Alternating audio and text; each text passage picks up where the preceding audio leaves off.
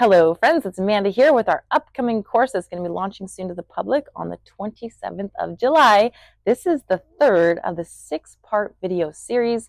If you haven't already watched the first 2 videos, make sure you go back and do that. There should be a link somewhere here where you can go back to do that. The last video we talked about how to get your brainwave patterns to change so it helps get you out of stress, which is pain in the body that you're suppressing. Could be suppressed as anxiety.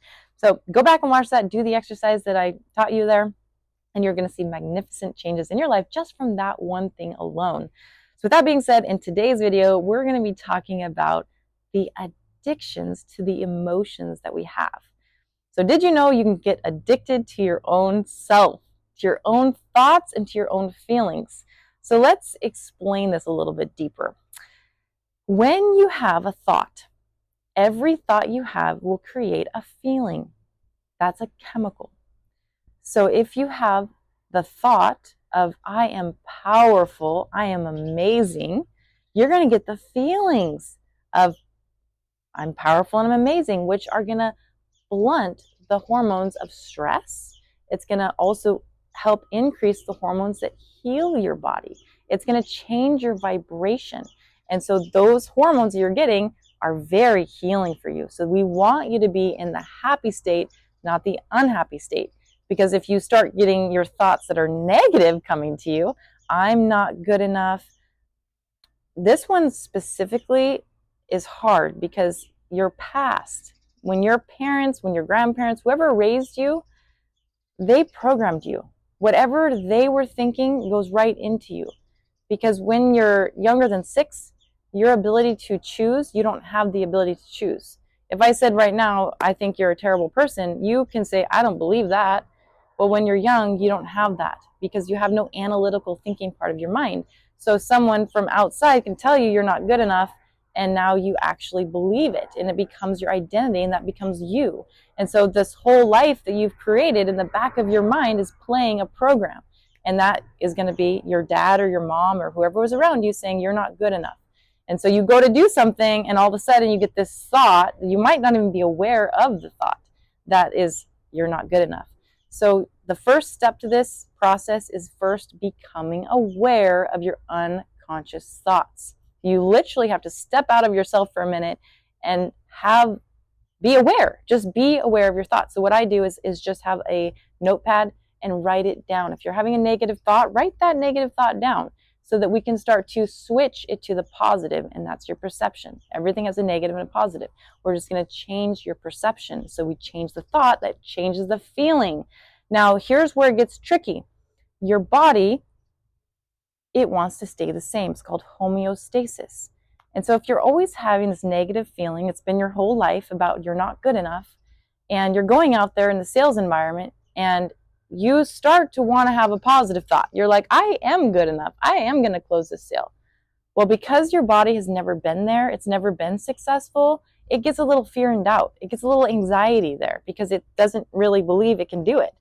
And so what most people do is they go back because they don't push past the unknown to get to the other side, to have a different thought that creates a different feeling, because your body says, I want to be the same. I've had this same negative thought for a long time. I have the same cortisol, the same adrenaline, the same negative feelings and emotions I've been living on, and I can't change that because then I would be different. And your body doesn't want to change. It wants to stay safe, even though it's not safe, but it's predictable. So in order to have this different thought that creates a different feeling, you have to be aware. So writing down your thoughts is very important. So now when you're out there, you can start to reprogram yourself saying, I am good enough. I am a closer. I am a millionaire. I am successful. And then you start to believe it. And then things are going to change in your reality because it's the law of attraction. Everything operates on a frequency. Everything is vibrating. We're vibrating right now. In fact, when we pass away, we are still vibrating. We vibrate all the way back into sand. So we're always vibrating. So the thoughts create the feelings that create the vibration in your body, and the law of attraction states that you can only attract what you're in harmonious vibration with. So when you're walking around with these negative thoughts and feelings, you're going to have people and things in your life that will be there for you to create the feeling to keep you the same, even if you don't want it. So we need to change your vibration, which means to change your thoughts, to change your feelings. And then you have to be aware and you have to step through the unknown until you get the results that you're looking for in your life, until you start to see the money come into your bank account, until you start to see that you're changing your address, you're changing your car, you're retiring your mom, you're retiring your dad, whatever it might be. But you got to stick with it, and you got to keep programming yourself. You got to keep being aware of your unconscious thoughts to change the feelings, to change the vibration, so you can attract different things in your life. And sometimes it's hard, you guys. Sometimes it's hard. I've been through a lot in my life.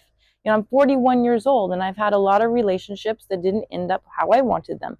But I'm prepared now, and I know what happened and how to change that. And so when you want a relationship, Bob Proctor, he taught me this.